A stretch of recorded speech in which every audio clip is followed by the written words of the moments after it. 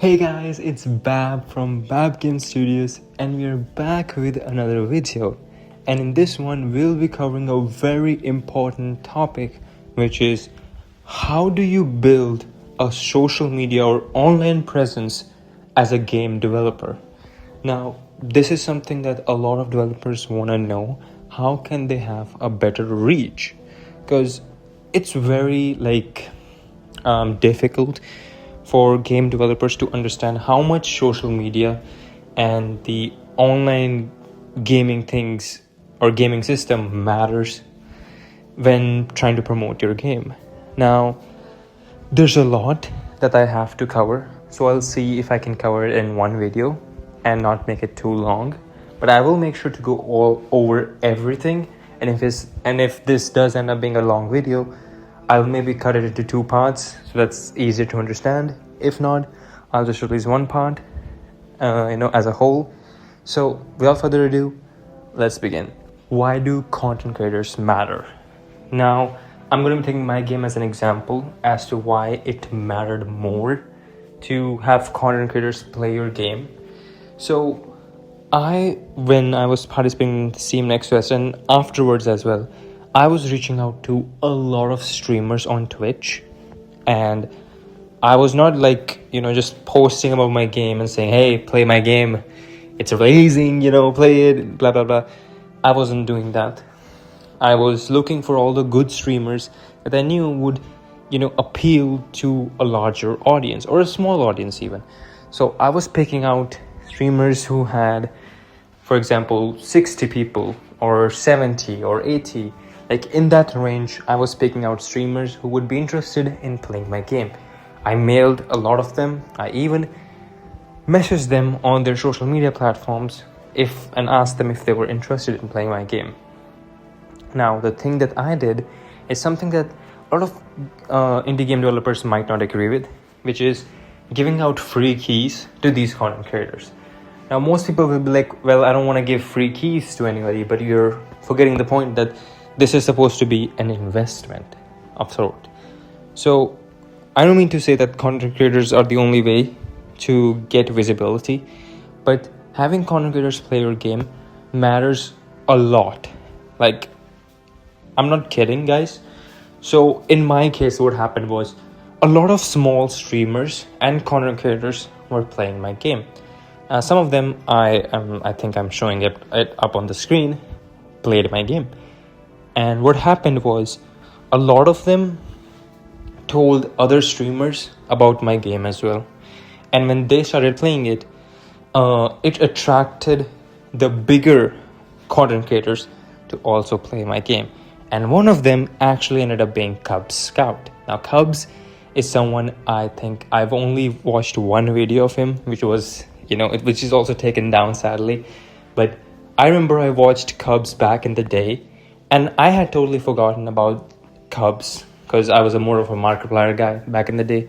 So I, tend to watch his videos more, and I had completely forgotten. And I saw Cubs play my game on his YouTube channel, which was the best moment. It was a very emotional moment for me. Seeing big content creators play my game is what mattered to me the most. It didn't matter how much my game was earning. For me, it was that big content creators, big people that I used to know were playing my game.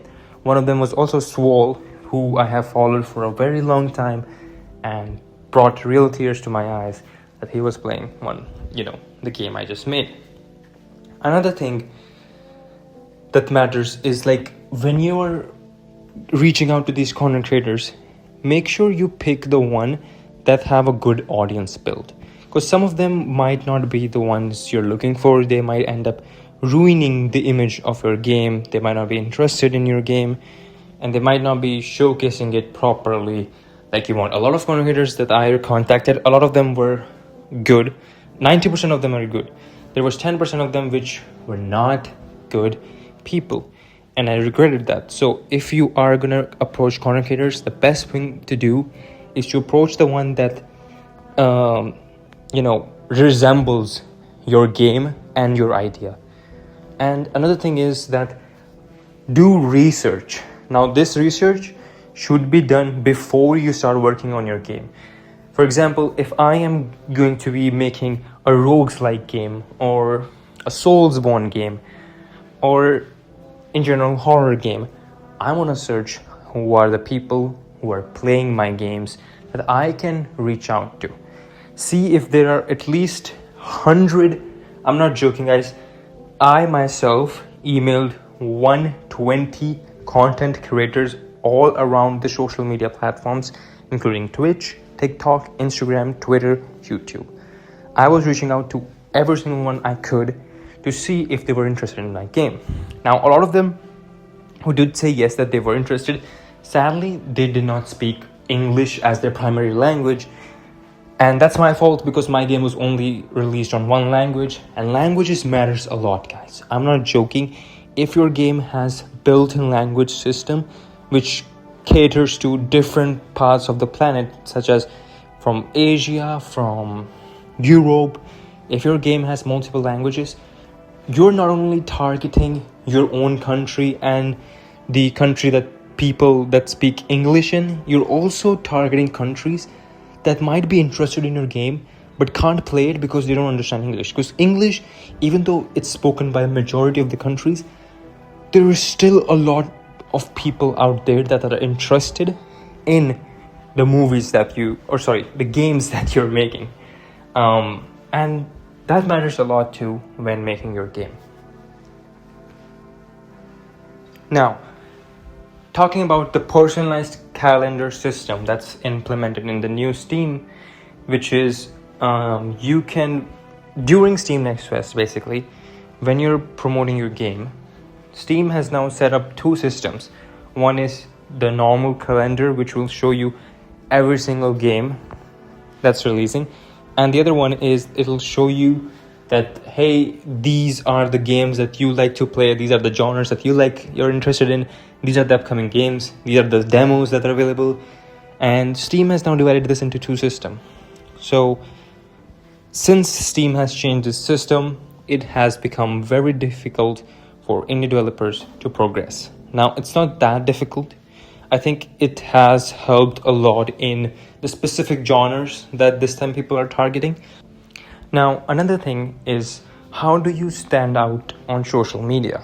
Well, what I did was that I was posting every single day, every person who played my game, clips of their gameplay or jump scare or any moment from their stream, YouTube video or TikTok. I was posting it on my Instagram, Twitter and TikTok every single day whenever anyone was trying my game. Another thing you guys can do is share your development journey, behind the scenes footages on your YouTube channel. Again, this is a mandatory thing. This is good investment. Build up your YouTube channel. Build up your YouTube channel for promoting your game. If you have a lot of followers, they would be interested in playing your future games as well. And this is an investment, guys. An example I will use is Bite Me Games. They have built their entire YouTube structure on this platform, and they get wish lists and purchases. Like, a lot of it is because of their YouTube online presence. So having a YouTube presence or a social media presence does matter, because even out of, for example, I'm just taking an example, if I have 100k subscribers and at least 5,000, which is like 5% of that, are interested in playing my game, and my game is selling for $5. So if you just do the basic math, 5 times 5,000, well, you'll see that your game is earning $25,000. And that's an insane amount. So do build up your social media presence. Either it's from Instagram, TikTok, Twitter, YouTube. I will suggest do all of them so that you have a combined following of at least 10,000 or 1,000. Like, even small numbers matter. You'll eventually grow up to it. Make good content. Now, I know this is a little bit of more hard work on you guys because you're solo developers or indie developers. I'm also a solo developer. I was a solo developer, sorry. And now I have a team. And I know it's a lot of hard work to make good content, but the way I'm making content is also how you guys can make content. It doesn't have to be informational about how your game is being made. It doesn't have to be what other game developers should do. It can be genuinely anything, but it should be done with a little bit of passion. What I do is make one video per week, and I try my best to release it every week, one video. That's what I'm trying to do here. Even if it's not getting many views, it's not getting any likes, I'm grateful that I'm at least sharing my process of whatever I've earned. And I want to be genuine on the internet about how you can be a successful game developer. Now I'll show you guys these game developers. These are other YouTube channels that have made videos on how much their games have made. All right. Now the fact is, even though they have a YouTube channel, all right, they made these videos after releasing their game. And again, no hate to these developers. They did their best and everything. But these developers, if you will see, are not earning that much. And why is that? The fact is, they did not reach out to content creators. They did not make their social media presence. They did not promote their game. And that's why social media marketing matters so much. Like, social media marketing has changed the game developing stage forever. If you do not, market your game properly, guys, you are spending your hard-earned money, you're spending so much efforts into your beautiful game. Isn't it a waste if you guys are not marketing it properly? I've seen a lot of game developers not market their video game thinking they will just sell on its own, and that's not how it works. If you guys want to make a living out of making video games, you need to have a social media presence and you need to market your games on social media. Now I think that was all that I was supposed to cover for this one. If there are some more doubts you guys might have regarding social media marketing, you can comment down below. And if it's a lot of comments, I'll make another video. If not, I'll just answer you guys in the comment section. And finally, this is a homework for you guys. I'm sorry. I know you guys are not kids, but this is a task from myself to you. If you are interested in, social media, doing media marketing for your game, my advice is find content creators in your field that your game is releasing in. As in, for example, if I'm releasing I'm releasing a visual graphic novel game, all right? So I need to find those content creators that are interested in the type of games that I am making.